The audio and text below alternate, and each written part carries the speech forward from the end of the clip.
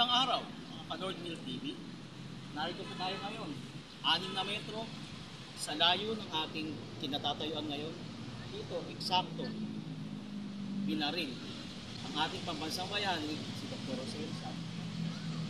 Eksaktong 127 na taon mula nang siya ibarilin dito mismo sa tinatawag nating Luneta Park. Pasensya na po kayo, medyo natitense ako dahil ito mga kauna-unang vlogs ko dito sa Luneta.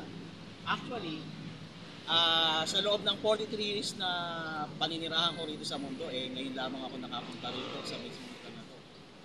Kaya sinama ko pong aking mga anak, eto sila. Panoorin po natin.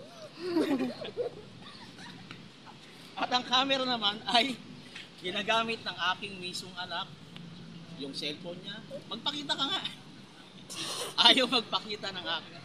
So dito, makikita natin yung senaryo kung saan ang pagpapakabayani ng ating pambansang bayani na si Dr. Rosel San. Makikita po natin na siya ang nasa unahan dito.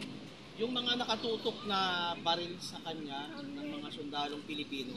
Pilipino po yun ang mangyari kapag hindi nila binaril ang ating si Dr. Rosel San, yung mga nasa likod na second line, sila ang babarilin. Kaya syempre, dahil nga syempre inisip nila yung sarili nila, talagang gagawin nila yun, mapipilitin silang barilin si Jose Rizal. Dahil yun ang utos sa kanila ng gobyerno ng mga Espanyol. O yan po lamang, maraming salamat po sa inyong panonood. Back to you guys. Hindi ka nito, Bibi.